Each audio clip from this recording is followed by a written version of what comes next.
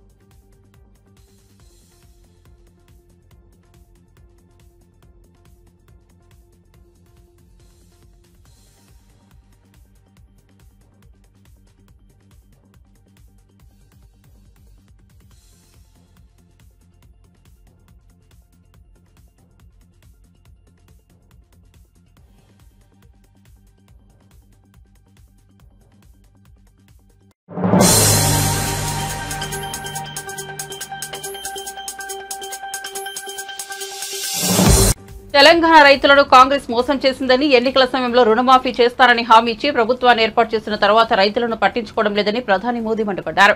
మహారాష్ట్రలోని వార్ధాలో జరిగిన బహిరంగ సభలో ఆయన పాల్గొన్నారు. ఈ సందర్భంగా మాట్లాడుతూ తెలంగాణలోని రైతులు ఇప్పుడు రుణమాఫీ కోసం ఎదురు చూస్తున్నారన్నారు.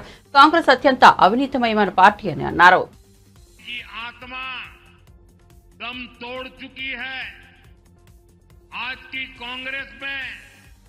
नफरत का भूत दाखिल हो गया है।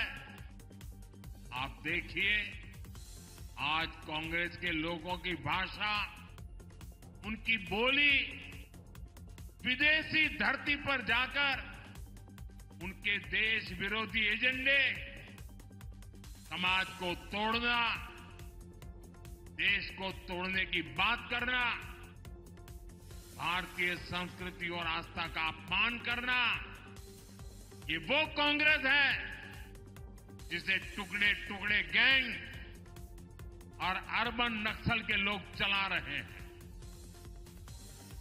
आज देश की सबसे बेईमान और सबसे भ्रष्ट कोई पार्टी है तो वो पार्टी कांग्रेस पार्टी है।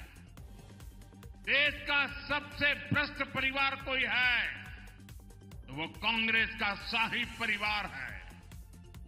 साथियों, जिस पार्टी में हमारी आस्था और संस्कृति का जरा सा भी सम्मान होगा, वो पार्टी कभी गणपति पूजा का विरोध नहीं कर सकती।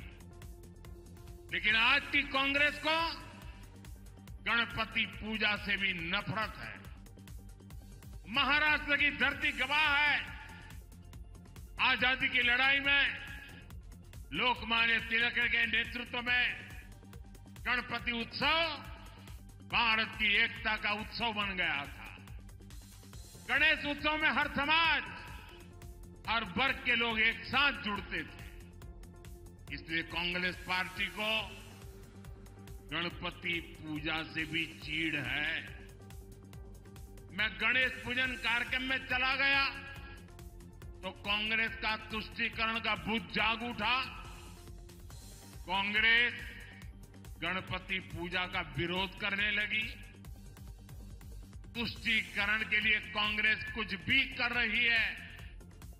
आपने देखा है कर्नाटका में तो कांग्रेस सरकार ने गणपति बप्पा को ही सलाखों के पीछे डाल दिया। गणपति की जिस मूर्ति की लोग पूजा कर रहे थे उसे पुलिस वैन में कैद करवा दिया। महाराष्ट्र गणपतीची आराधना करीत होता आणि कर्नाटकात गणपतीची मूर्ति पुलिस वैन मध्ये होती। साथियों, पूरा देश गणपति के इस अपमान को देखकर आक्रोशित है। मैं हैरान हूं। इस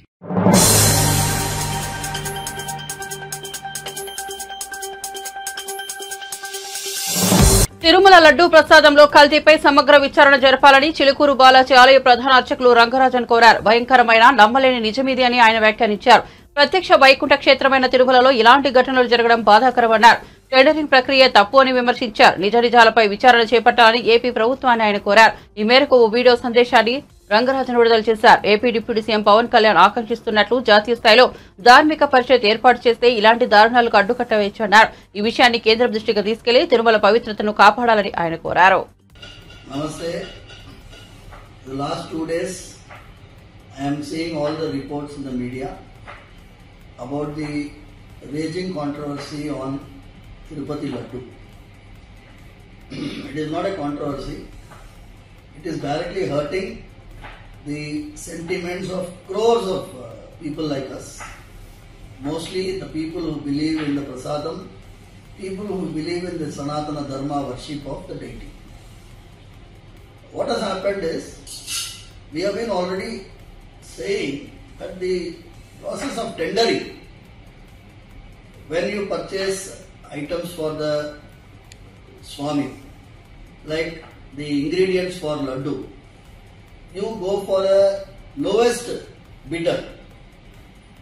The moment you go for the lowest bidder, you are asking for trouble. In fact, the best cow ghee today cannot be less than 1000 rupees per kg. How can a person quote 320 rupees? If somebody is quoting 320 rupees, I am not going exact amount value, but if he is quoting 320 rupees, every packet of that might be containing adulterated ghee. So it's a big hurting issue. We have to inquire into it and find the culprits and book them to take them to task. Number one, I appreciate the statement of Honorable Deputy Chief Minister of Andhra Pradesh, Shri Pawan Kalyan Garu, because he has said there should be a national level Dharmika Parirakshana Parishad. We have been talking about that the same way. We want a central Dharmika Parishad which will be run by all the religious heads of this Matadipatis, Pitadipatis, retired judges.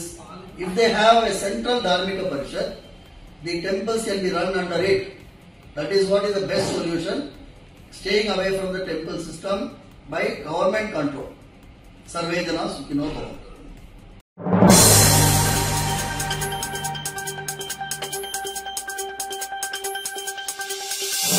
గచ్చిబౌలిలోని Urdu యూనివర్సిటీలో ఉద్రిక్త వాతావరణం నెలకొంది. పురుగుల అన్నం పెడుతున్నారని విద్యార్థులు ఆందోళనకు దిగారు. యూనివర్సిటీ యాజమాన్యానికి పలుమార్లు ఫిర్యాదు చేసినా పట్టించుకోవడం లేదని సుమారు 400 మంది ధర్నాకు దిగారు. పెద్ద ఎత్తున నినాదాలు చేయడంతో ఒక్కసారిగా యూనివర్సిటీ దద్దరిల్లిపోయింది. యాజమాన్యంపై చర్యలు తీసుకోవాలని విద్యార్థులు డిమాండ్ చేస్తున్నారు.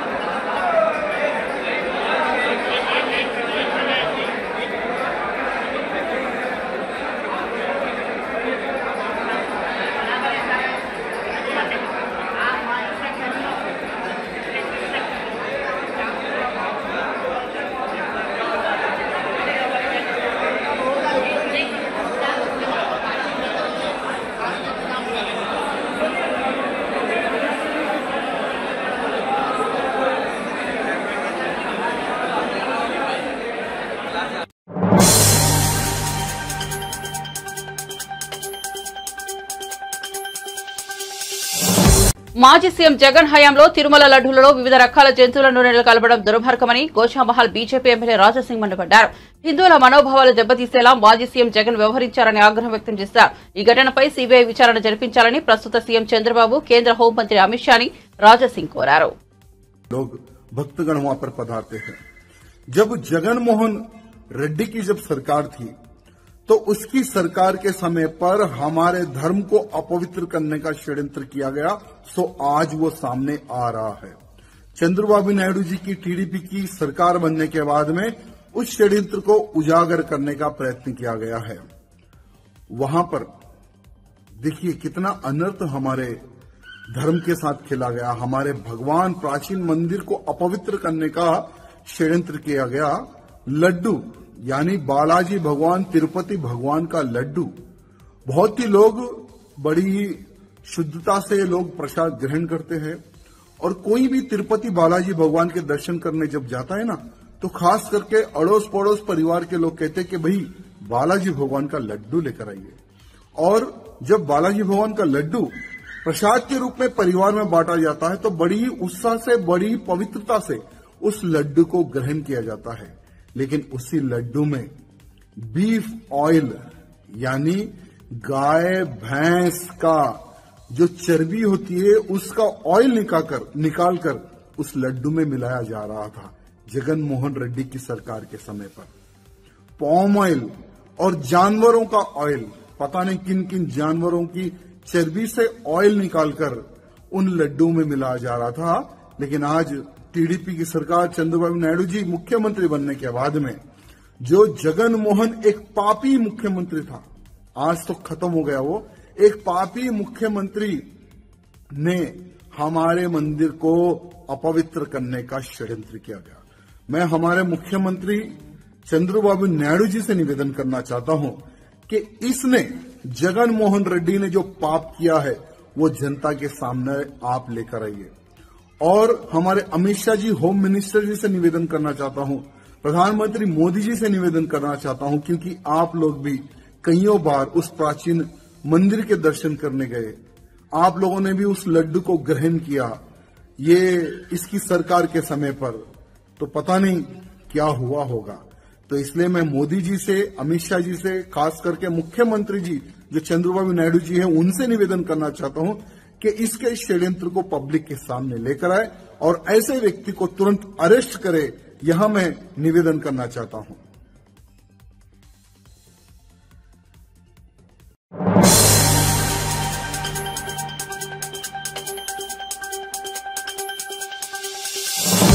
లైంగిక వేధింపుల ఆరోపణలు ఎదుర్కొంటున్న కొరియోగ్రాఫర్ జానీకి మరో డాన్స్ మాస్టర్ రాము మద్దతు ప్రకటించారు. నార్సింగి పోలీస్ స్టేషన్ వద్ద రాము మాట్లాడుతూ జానీ ఎలాంటి తప్పు చేసి ఉండకపోవచ్చన్నారు. కావాలని జానీని ఇరికించే ప్రయత్నం చేస్తున్నారని ఆరోపించారు.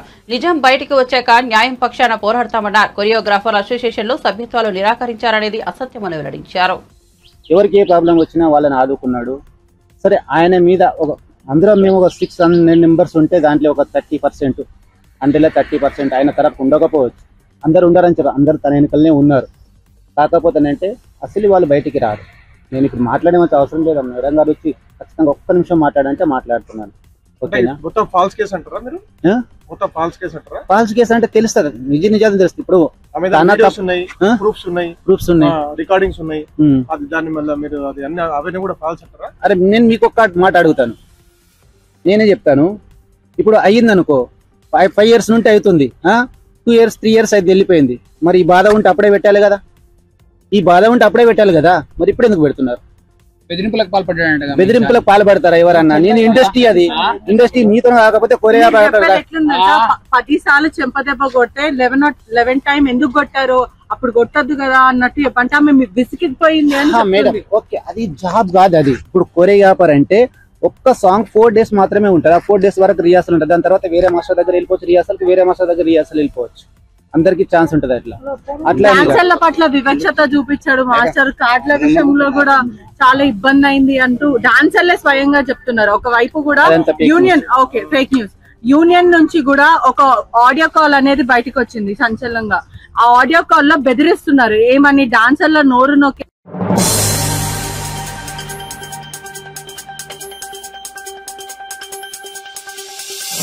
తిరుమల లడ్డూ తయారీపై టీడీపీ తప్పుడు ప్రచారం చేస్తోందని వైసీపీ మాజీ ఎమ్మెల్యే వాసుపల్లి గణేష్ మండిపడ్డారు. తొలి 100 రోజుల్లో ప్రభుత్వం విఫలమైంది, అందుకే జగన్మోహన్ రెడ్డిపై బురద జల్లుతుంటారు.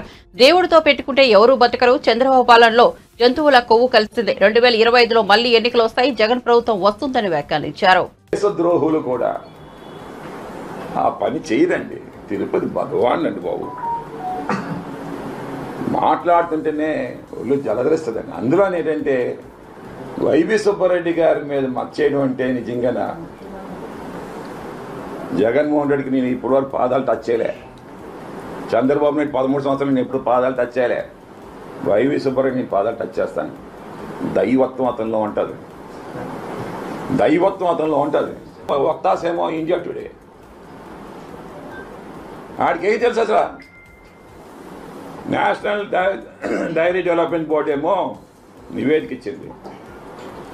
ఆవుకి మనం ఇస్తున్న గ్రాస్ ఇవన్నీ కూడా ఎక్కువ వెజిటబుల్ ఆయిల్స్ ఉండేవి కానీ ఫుడ్ ఇస్తే అంటే బాగా బలిసి ఉండాలి, మంచి ఆవులు అయి ఉండాలి, అలాంటి ఆవుల దగ్గర నుంచి నెయ్యి తీసుకోవాలి అన్న దీని మీదేమో అటువంటికి మంచి ఫుడ్ పెడితేనంట ఈరోజు నేషనల్ డైరీ డెవలప్మెంట్ బోర్డు ఇచ్చింది నివేదిక.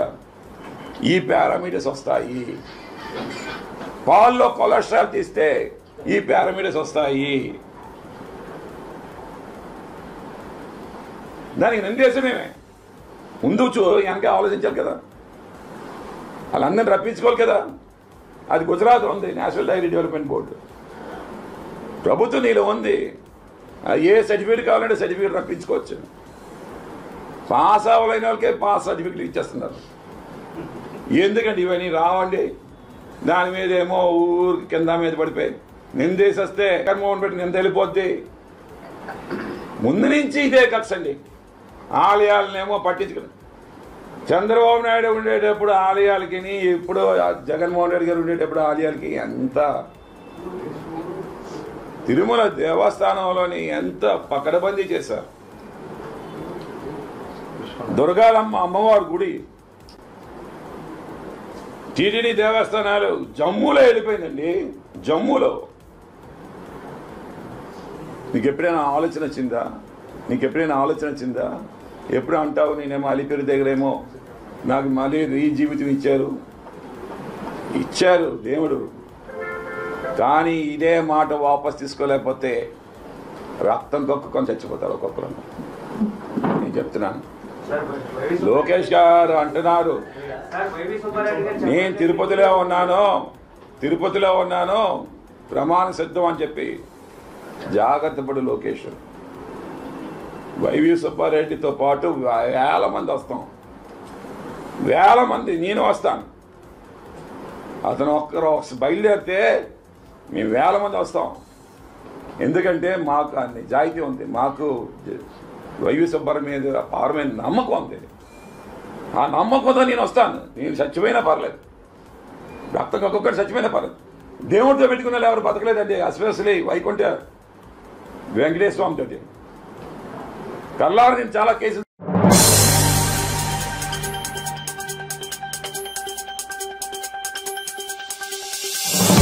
హైదరాబాద్ రాజేంద్ర నగర్ లోని సర్దార్ వల్లభాయ్ పటేల్ పోలీస్ అకాడమీ 76వ బ్యాచ్ ఐపీఎస్ ల పాసింగ్ అవుట్ పరేడ్ నిర్వహించారు. అందులో అకాడమీలో ఇచ్చే శిక్షణ, క్యాండిడేట్ల క్రమశిక్షణ, గ్రూప్ స్టడీస్ తదితర విషయాలను ఎలా నేర్చుకుంటున్నారో క్లుప్తంగా వివరించారు. ఈ నేపథ్యంలో ఐపీఎస్ ట్రైనింగ్ పై అకాడమీ స్పెషల్ వీడియో విడుదల చేసింది.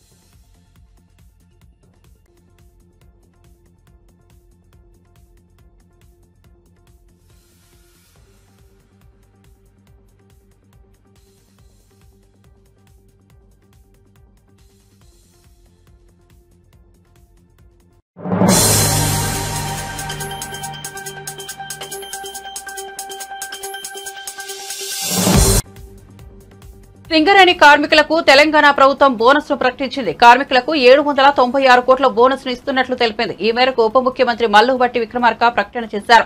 సింగరేణి కార్మికులకు సంతోషంగా బోనస్ ను ఇస్తున్నట్లు చెప్పారు. సగటున ఒక్కో కార్మికుడికి 1,90,000 రూపాయల బోనస్ ఇస్తున్నట్లు తెలిపారు. గత ఏడాది కంటే ఈసారి ఒక్కో కార్మికుడికి 20,000 అదనంగా ఇస్తున్నామన్నారు. సింగరేణిలో 25,000 మంది కాంట్రాక్ట్ కార్మికులు ఉన్నారని వెల్లడించారు. కాంట్రాక్ట్ ఉద్యోగులకు ఒక్కొక్కరికి 5,000 చొప్పున ఇవ్వాలని నిర్ణయించామన్నారు. ఈ సందర్భంగా ముఖ్యమంత్రి గారి సమక్షంలో యావత్ మంత్రిమండలి మొత్తం సింగరేణి యాజమాన్యంతో కలిసి ఇప్పుడు ప్రకటిస్తా ఉన్నాం. దీనికి మేమంతా చాలా సంతోషిస్తా ఉన్నాం. ఇంత పెద్ద ఎత్తున పంచుతున్నాం.